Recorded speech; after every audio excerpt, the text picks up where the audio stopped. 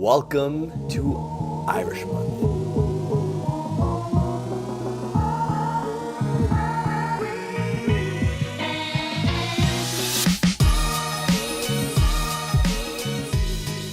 Hey guys, what's going on? Vito here from Cask Strength, and it's Monday, so happy Monday everybody. Glad you guys made it through the weekend and are ready for the week ahead. So, it's March. Why am I still wearing this hat? And St. Patrick's Day is in March, and so being a whiskey channel, the three of us decided that we're going to be talking a lot more about Irish whiskeys this month. Call it Irish Whiskey Appreciation Month. Now I've already poured what we're drinking today, Redbreast 12, Cask Strength, batch B1-17, because I like letting this one breathe. Now this is about 3/4 done, so I've fully explored this bottle. I know that I want to let it sit for about 5-10 minutes, and I know I like it with a little bit of water to bring it down a bit. So a little bit about the whiskey before we get into the nosing. It is bottled at 58.2% ABV, Cask Strength obviously, and 12-year-old, obviously Irish pot still. They use both malted and unmalted barley in this guy, and matured in bourbon barrels and sherry casks. Non-chill filtered, no color added, everything that kind of just checks off the boxes for a lot of people, right? I know that Ralphie likes to always see the non-chill filtered and no color added on the label. This one I don't believe has the no color added on it, just as non-chill filtered, but everywhere I see it says that it's uncolored as well. And you'd expect that too, right? It's not too far off of a lot of other Irish whiskeys, but having been in sherry casks for a period of time, you see that nice coloring that happens with that maturation. Alright, so let's get to nosing and tasting this bad boy. I'm gonna do it without water and then with water after, just because I know a lot of people like to drink this neat, and I fully understand why. It's wonderful, but I like a little bit of water. So on the nose with no water, cereal honey, a lot of honey tonight. Weird copper, like wet copper smell. I wonder if what I'm smelling is what heather is. Some sort of like flowery-ness. And that the cereal maltiness now is coming around as a bit like a graham cracker, maybe an animal cracker. Yeah, okay. Let's put it this way, because now that I said animal cracker and I said honey before, has anyone ever had like snacks as a kid, or even now, like whatever, graham cracker or some sort of cracker and like a piece of apple and drizzled in a bit of honey? I don't know, maybe. I used to have that as a kid.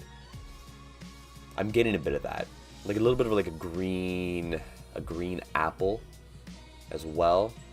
Yeah, Redbreast never ceases to surprise me, and obviously the pinnacle of that is the Redbreast Dream Cask, which I did have about an ounce or so of, and it was wonderful.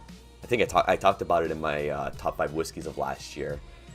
But yeah, Redbreast is just always on point with all of their expressions. When I find one that I don't like, then I'll be sad. But until then, they're like up here. All right, taste. Ooh, that ABV's hitting me a little bit hard tonight. It's watery in my mouth. Vanilla, deep vanilla. That maltiness is back. Salt's appeared. The honey's there still. oak, very woody aftertaste, medium, soft though, comes down quite a bit, just glides. It's not terribly thick in terms of mouthfeel, but it has a lot of substance to it. Spices, bit of pepper, not a lot though. Can't pin the spice. Coriander? I think coriander. I'm gonna go and take a look at my spice cabinet and double check that, because that's the first time I've had coriander pop up when having this. Okay, so I wasn't too. I don't. Okay, it's not exactly coriander, because there's not as much of a lemony zest to this, but it's like, take away the lemon and it's pretty bang on. Yeah, but I'm not too sure if there's a spice that I'm missing that's probably close, like exact, but from what I have as a reference point, that's what it is kind of telling me at the moment. And yeah, no, and it's lingering longer, right? Before I said it was a bit medium, came back, still there. So I'm gonna switch that to like a medium long. And like I said before, just like nice and easy of a finish. So I'm gonna add a touch of water, not too much. So I have about an ounce or so in here. So I'm gonna add just like a quarter water bottle cap full in here. And by my estimation, my professional estimation, it brings it down to about 50%. So putting the water in brings the slight pepper and that spice that unnamed spice that I don't know into the nose, opens it up really nicely. Everything else is still there. The honey, the graham cracker, everything else that I said. Though I am getting like fruits, almost what I can sort of describe as like steamed fruits. No, boiling fruits. That's what this is. Boiled fruits, almost like when you're in the process of making like jams, you have to like kind of break down the fruits in order to process them. But like strawberry, rhubarb. Yeah, no, it brings it down and opens it up really, really nicely.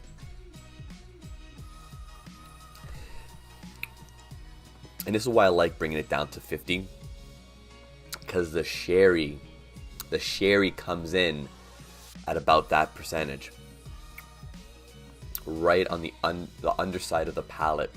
Just the fruits drop, like those heavy sherry fruits drop in, and you get it, plums and raisins, so good. And the finish is a little bit heightened, weirdly enough. It's a little bit stronger now. Still carrying through at a consistent level, but very, very much more noticeable than it was before. It was kind of underneath. Now it's a little bit more prominent and just, staying with you a little bit stronger. I love this whiskey. I really do. I've had the regular Cask Redbreast 12, and I liked it, but I wish that there was more. So then I bought the Cask Strength, and I was like, it's great, but I feel like something's missing. So I added water, and it's one of the only whiskeys where I will add water to it. So yeah, rating.